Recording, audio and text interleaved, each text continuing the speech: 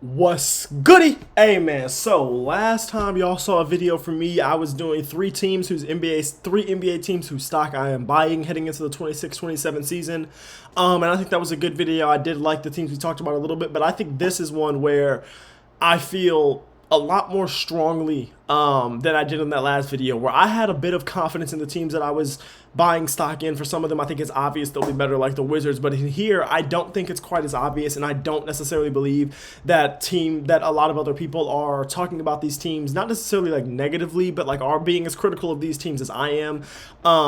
So we're just gonna jump right into this video now. First thing I want to say, because you're a team that's in this video does not mean that I think you're going to be a bottom feeder team in the NBA, or I think you're going to be an embarrassment to the league, or your fan base is going to be ready to riot and have you sell the team by the end of the season or anything like that. I don't think that's going to be the case for any of these three teams, but I think all three of these teams I'm probably lower on than consensus is, and these are the teams where it's like, okay, boom, let's say every single year you choose to buy or sell NBA stock. Well, these are teams who I might have bought stock in previously that I now still have the stock, and I'm looking at them like, maybe I'll sell this before the value of the stock gets any lower. You know what I mean? So, first, we have the Utah Jazz. And again, I think this might be a little bit of a hot take, but I do not think the Jazz did enough in this offseason and with the trade deadline last year and everything like that to make themselves real playoff contenders out west.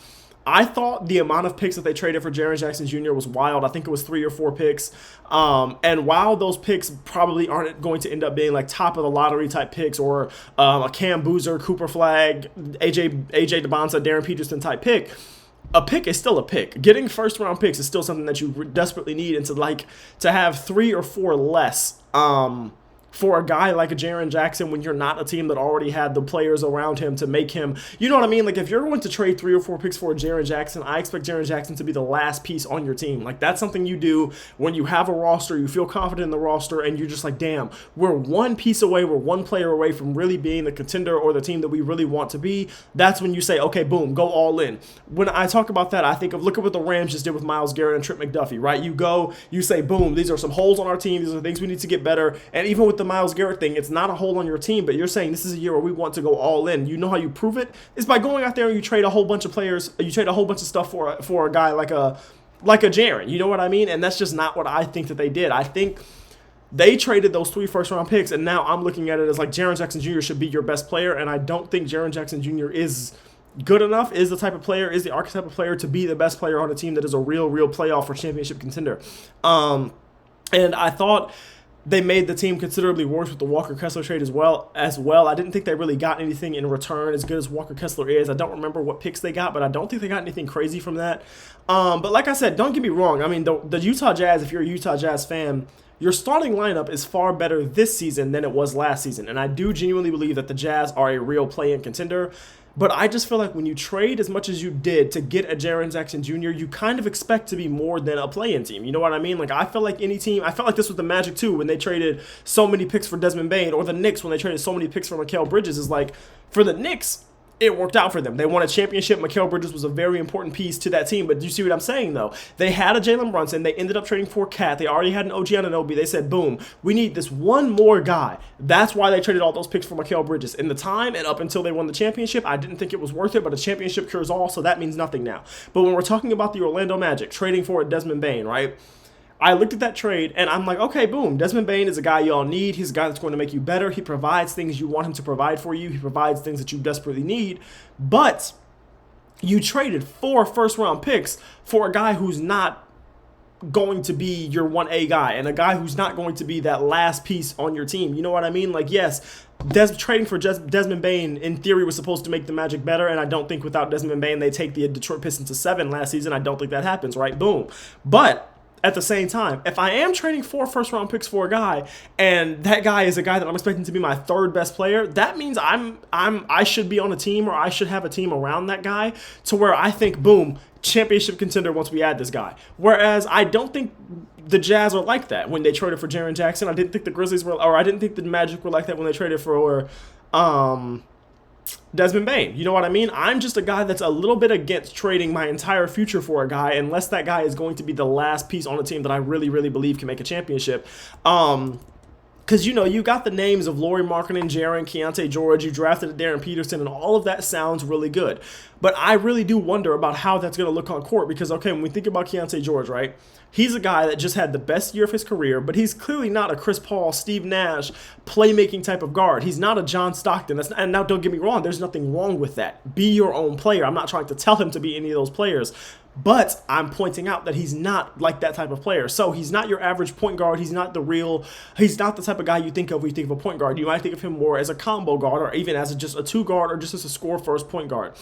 And yes, he averaged 6 assists last season. I get that. But he averaged 3 turnovers as well. So you have him, who's not a playmaking guard, very obviously a score-first player. Then you draft Darren Peterson. Again, very obviously not a playmaking guard. He is a score-first, 2-guard, Kobe Bryant type of, those are the comps he was getting, where he is a look for his shot, can score from anywhere on the court. He's going to be the best scorer on your team type of guy. That's what you want him to be. So you're not going to draft him and expect him to be your playmaker. Jaren is a guy that has been a number 2 for pretty much the entirety of his career, but based off of what you traded for him and based on the fact that there's not a Ja Morant on this team, and even in the last couple of years when there was a Ja Morant on this team, he spent a significant amount of time really being the one, whether Ja was there or not there, because there was points in time where Ja was hurt and there was points in time where Ja was playing, and Jaren just looked better. So I wouldn't be surprised if Jaren is a guy that is either he's expecting to be the number 1 or the team is expecting him to be the number 1, and I just don't think he's a number 1.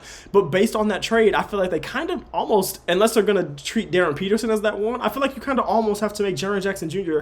your second most important player. And then you have Lauri Markkanen, who's a guy that's coming off of a year where he averaged almost 20 points per game. 20 shots per game. So you got a guy that averaged 27 and 7 in Lauri Markkanen. Great numbers, please don't get me wrong, but he was taking 20 shots, right? And I'm not knocking his numbers because he was taking 20 shots. It's not what I'm doing. What I'm doing is trying to say, where are these shots going to come from? Because, okay, he's taking 20 shots, averaging 27. Well, Jaren's taking 20 shots, Jaren's taking 16 shots, averaging 20. Keontae George taking 16 shots. You know what I mean? Like, where are all of these shots going to come from? Especially when you think about a Darren Peterson who's coming in here, and the whole reason they drafted him was for him to be your score-first guard. That's what they want him to be. They want him to be, like I said, a Kobe Bryant, Tracy McGrady. They want him to be one of those 2 guards that his entire job is to get you a bucket at any point and to be elite at doing it. Well, then that's a lot of guys on that team that you want to score and that want to take shots and want to score. So how do you balance all that, right? Are you going to try to make Keontae George, who's coming off the best season of his career, especially scoring-wise, he was almost an all-star. He was in all-star considerations. You're going to take him coming off of the best year of his young career and you're going to completely change up who he is? Is that what you're going to do? Or are you going to say, okay, boom, we're going to take you from a guy that's taking 16, 17 shots a game and averaging 24 points per game to a guy that we now want to be a pass-first guard and to take that 2-1 assist-to-turnover ratio and turn it into a 5-1 assist-to-turnover ratio? I just don't think that's going to be... I don't think that's what they should do. You know what I mean? I don't think you should take a guy who, like I said, year 3, coming off the best year of his career, plays a certain type of way, and then just because you get some other pieces, you say, boom, all right, now, heading into year 4, we're going to pivot and try to take you and turn you into a completely different player. I don't think they should do that. But my thing is, if they don't do that, who is going to be the playmaker for this team? Are you just going to do what we saw the Clippers do, where it's just like, hey, a guy gets a turn every other possession down the court? Or we've seen countless teams do that, where it's just like, hey, boom, one possession down the court, or one time down the court, it's your possession. Good luck. And then it's yours next, and it's yours next, and it's yours next. I just don't love it offensively. But then defensively is where I have even more questions, because offensively, at the end of the day, while I do have questions about the playmaking and I have questions about where the shots are going to come from and how the shot diet and how the shot volume is going to look for all of these guys, at the end of the day, offensive talent will lead to buckets. At a certain point, to a certain capacity, to a certain extent, offensive talent will lead to buckets. But defensively, where are you going to hang your hat? Keontae George, not a small guard by any means. He's like 6'4", 6'5", but he's not necessarily a defensive guy. Darren Peterson, same way. Not a small guard. He's like 6'6", 6'7", but he's not a defensive guy. I think both of them can fight defensively. Like I said, they're not super small guys. They're not guys that I think are really going to get bullied around a whole bunch. But neither one of them are defensive guys, or even are guys that you really expect to see a whole lot from defensively, other than maybe some points where they're fighting. But you really do not want either one of those guys being your point of attack defender. So then it's like, okay, boom. Well, Lauri Markkanen is starting at the 3. He's very tall, very lengthy. Please don't get me wrong, but he's not about to clamp up your best wing player on the opposing team. He's not about to go out there and clamp up a LeBron or a Kevin Durant. He's not about to go out there and clamp up a Luka Doncic. He's not about to go out there and clamp up a Cooper Flag. He's not about to go out there and clamp up whoever you want to name on any of these teams, a Jalen Williams, Whoever you want to name on any of these teams that are going to be the teams that you're really, really, really, really going to have to worry about out west, how do you guard them? How do you guard a Minnesota that has an Anthony Edwards and a LaMelo Ball? Who do you put on either one of those guys? I don't know. And don't get me wrong, Jaren is your best defender. Obviously, he's a Defensive Player of the Year guy. We know who Jaren Jackson Jr. is on the defensive side of the ball. But because he's your best defender and really your only good defender, what do you do with him? Because he's not a Wembanyama or a Rudy Gobert where you can just sit him in the paint and he's going to give you a top 5, top 10 defense. He's a good rim protector. He's a good shot blocker. He is, I would say, probably better rim protector than shot blocker. But like, are you going to attach him to bigs like Wemby or Jokic? Or are you going to let him roam and just pray that Yusuf Nurkic can handle those guys? Because you, like I said, you don't have a defensive stopper, point of attack guy that's in your starting lineup, right? Without that, I just don't know that you can. I mean, without that, I guess you kind of have to let Jaren Jackson Jr. roam because, like I said, you don't have that point of attack defender, so you got to kind of let Jaren Jackson Jr. just go out there and wreak havoc. But can he do that? Is he that type of guy? You know what I mean? Like, it takes a certain level of, no matter of how good Jaren Jackson Jr. is defensively, it takes a certain level of versatility. It takes a certain level of speed, a certain level of instincts, a certain level of all these things that we see guys who can guard 1 through 5 have. And I'm just not sure that Jaren Jackson Jr. even has the intangibles for that. You shouldn't have to ask him to do that. And then on the bench, we go look at the bench. Isaiah Collier, Ace Bailey, Bryce Sensabaugh, Kyle Filipowski, Jackson Hayes, Cody Williams if he gets minutes. Whoever these guys are that you want to look at on this bench, they're solid young guys. Please don't get me wrong. But none of them are point of attack defenders. None of them are guys that you are expecting to come in and really change the way a game is looking for you defensively. You do not have an answer for that defense outside of Jaren Jackson Jr., and that's what I think really worries me about this team. But then finally, and I spent a lot of time on this team. I just spent 11 minutes on the Utah Jazz. I did not expect that. My last question and worry about this team, what's going on at center? Are you telling me that your center rotation is really just going to be Yusuf Nurkic and Jackson Hayes? Because please don't get me wrong, that is far worse, especially on the defensive side, than anything Walker Kessler would have given you. So, I mean, yeah, I just have a lot of questions with this Jazz team. I have far more questions with this Jazz team than any other team on this list, so I don't think I'm going to spend 11 more minutes or 12 minutes on any of the other teams on this list, but I just have so many questions with the Jazz. And they have so many things that they're trying to incorporate at this time. And I believe in Will Hardy as a coach. And I really do believe that he's a good coach. But at the same time, I'm looking at all of this stuff. And I'm like, okay, the talent is there. You are very obviously a more talented team now than you have been for the last however many years since Donovan Mitchell and Rudy Gobert were there. But are you talented enough? Do you have the right things? You know what I mean? Do you have too much of the same stuff and not enough not enough versatility, not enough identity on the defensive side of the ball? That's what I think. To be real, I think the Jazz will be a fun team to watch this year, but I do think I'm leaning more towards them missing the playoffs completely than making the play-in. Just to be real. Next, we have the Atlanta Hawks. And Atlanta is a team that impressed me during the playoffs and honestly just during the regular season as a whole last year. I think they played very well last season. They played better than I expected them to, especially after trading Trae Young and everything like that. But I do think this season will be a season where it's a little bit of the opposite, right? Because I look at this team, and I know a lot of people are high on this team, especially with the way they played the Knicks in the playoffs, and I can't really be mad at you for that because they didn't really get any worse. They didn't make any big changes. So this is a team that, especially with the young guys and the progression, should be even better, right? And maybe they will be, but I just don't really think so, bro, because I look at this team and I see a solid roster, I see solid names, but the East is so much deeper than it was last season. We're talking about teams like Philly, who are better than they were last season. Teams like Cleveland, who are going to have a full year with James Harden now. We're talking about teams like Milwaukee, or teams like Miami, who now have Giannis Antetokounmpo. We're talking about teams like Toronto, who we are hoping will have Kawhi Leonard. And even if they don't, they're still probably just going to be they're going to be a real threat out east. We have the Pacers, who are going to be, by all accounts and purposes, back. We have the Celtics, who still have Jason Tatum and a solid roster, solid lineup around him. So when I look at the East, I just don't see how this roster is going to be enough to win 2 playoff games like it was last year. I like the backcourt. I like CJ McCollum. I like Nickeil Alexander-Walker. But when we really look at the depth and the backcourt of this team, you're really one CJ McCollum injury away from having a massive hole at the point guard position because you're not really – Nickeil Alexander-Walker can play some point guard, but he's not a traditional point guard. And, I mean, unless you're telling me Kingston Flemings is going to be ready to be a starter if a CJ McCollum injury were to happen around the trade deadline, then you have some real problems in that backcourt and with the scoring, especially because the scoring on this team is going to be, outside of Jalen Johnson, very heavily dependent on what CJ McCollum and Nickeil Alexander-Walker can do. And I just don't think that that's enough. And I mean, Jalen Johnson's a good player. I do think he could be even better this season. Please don't get me wrong. But he was terrible in the playoffs last year. Like, he did shoot like 30% from the field and 20-something% from three last year. Like, or in the playoffs, it was a really, really bad playoff performance and playoff run for him. It was a similar thing for Nickeil Alexander-Walker, where in the regular season he's a 20-point per game guy, and in the playoffs he literally falls off a cliff. It was really CJ McCollum masterclasses and then like the Knicks fumbling that led to those 2 wins. And please don't get me wrong, I'm not trying to take anything away from those 2 playoff wins, because you have to win the game at the end of the day. But I just feel like this team has a lot of problems, and this team is not as good as a lot of those other teams out east. Because look at the center position, right? Look at the shooting. Oh, Onyeka Okongwu, if we look at the center position, he's solid, but the center rotation here is just not good. His backups are Jacques Lindell and Mohamed Gay. And Mohamed Gay showed some things for you last year, and Jacques Lindell is a real NBA player.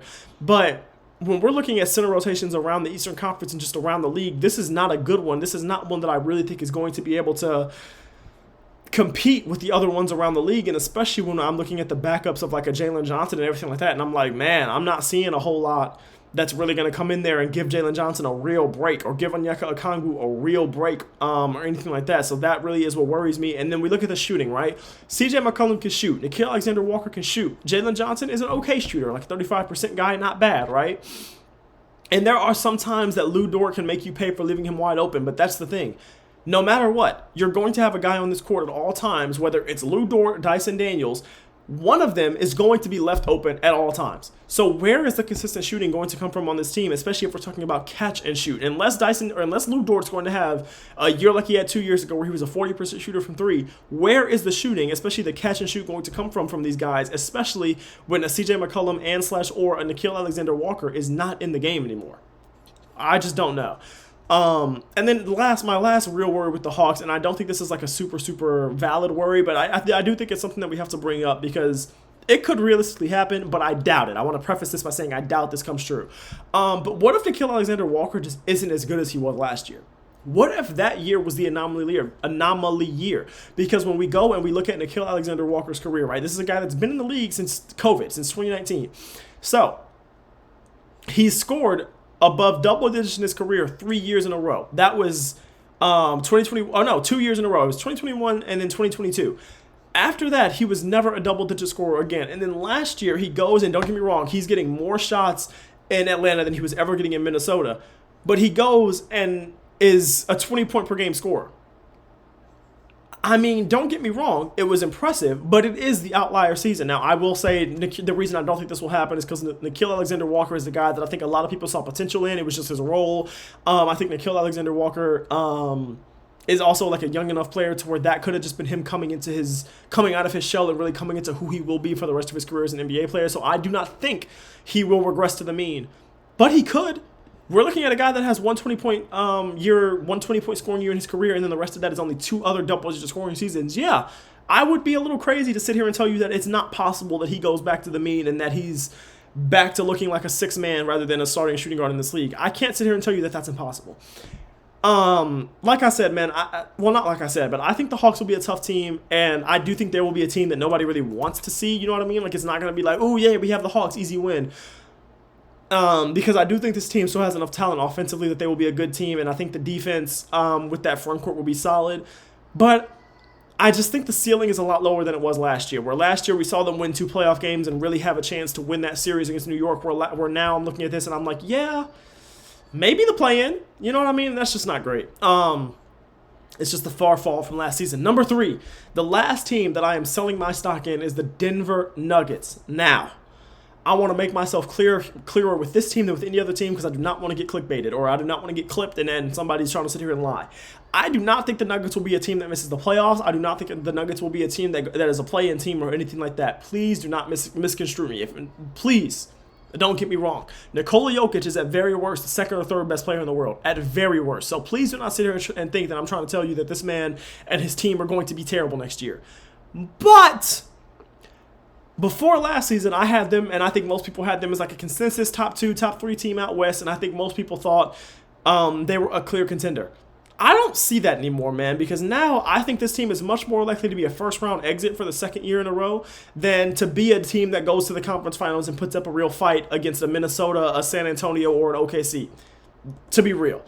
As long as Nikola Jokic is here, they will strike a certain level of fear and they will get a certain level of respect from every single opponent they play. But when I look at the Western Conference, dude, other teams seem to be kind of passing Denver up at light speed.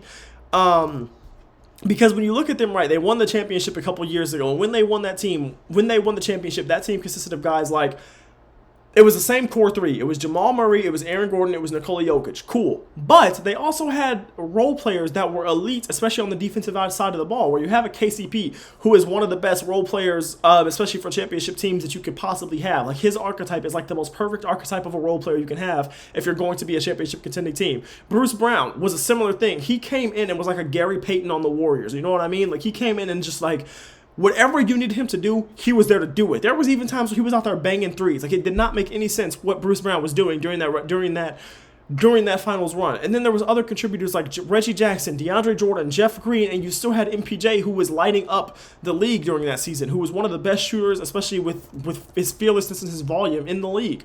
But now, I look at the bench and I look at the role players, and all I can see is Tyus Jones, Marvin Bagley, and maybe, the smallest maybe, they'll have Peyton Watson come back, but probably not. So that's what it is. And then not just the bench got worse, the starting lineup got worse, because you trade for a guy like Cam Johnson. You trade MPJ and a pick for a guy like Cam Johnson to get off the MPJ contract. And okay, cool, a guy like me was telling you that's a good move. And now a year later, I'm looking like a dummy because MPJ just had the best year of his career, which I expected. But Cam Johnson is coming off a year where he came in and basically did nothing for you. And please don't get me wrong. They traded for him to be a main shooter. He shot like 43% from three. That was his job, yes. But he shot a smaller volume of threes than ever before his career. Literally, he shot more threes as a rookie coming out of UNC than he did last year with the Denver Nuggets. And you should be getting more open shots and more clean passes, more clean looks than you've ever gotten in your career, because you've never played with a passer like a Nikola Jokic. I know you played with Chris Paul, but that was an older Chris Paul. You're playing with a prime 3-time MVP Nikola Jokic. And you couldn't just, every time you got that hole with just a little bit of space, you wasn't just putting it up. Especially with the fact that nobody else on the team except for like Jamal Murray was really lacing the ball like that last year. And then, not like I said, starting lineup again. Yes, the starting lineup might be mostly the same, but are the players still really the same though? Because when we look at Aaron Gordon, who's a guy that is their defensive leader, you can debate whether him, Peyton Watson, whoever is their best defender or not. To me, he's their best defender, but not only is he their best defender, he's their best defensive leader. He is the leader of that defense. He is the linebacker, the quarterback of that defense. But now he's a guy dealing with a ton of injuries, and he's a guy that has improved his shooting, has done things to make himself, like I said, pretty much a perfect role player for this team. But now he's coming off a season where he only played 30 games. And then to top it all off, their starting shooting guard is still Christian Braun, who I think is one of the most overpaid players in the NBA. Every single time I'm watching the Denver Nuggets or I'm looking at Christian Braun's stats or any of these things, I'm looking and I'm like, bro, no disrespect at all because you're an NBA player. What do you do for this team? Like, what do you do to deserve making the 20 million or whatever it is, the 15 million, the 18 million that you're making a year? Genuinely, what is it? Because you're not an elite defender. You're not a good shooter. You're not going to put the ball on the court and go get to the rim and get to the free throw line a bunch of times and create this rim pressure. You're not going to do that. I just genuinely don't understand it. I mean, Nikola Jokic is an elite player. Jamal Murray's coming off of probably the best year of his career. I feel all of that. But with how bad this Nuggets defense is and with how bad the supporting cast is, I just don't think they're going to be able to get over that hump.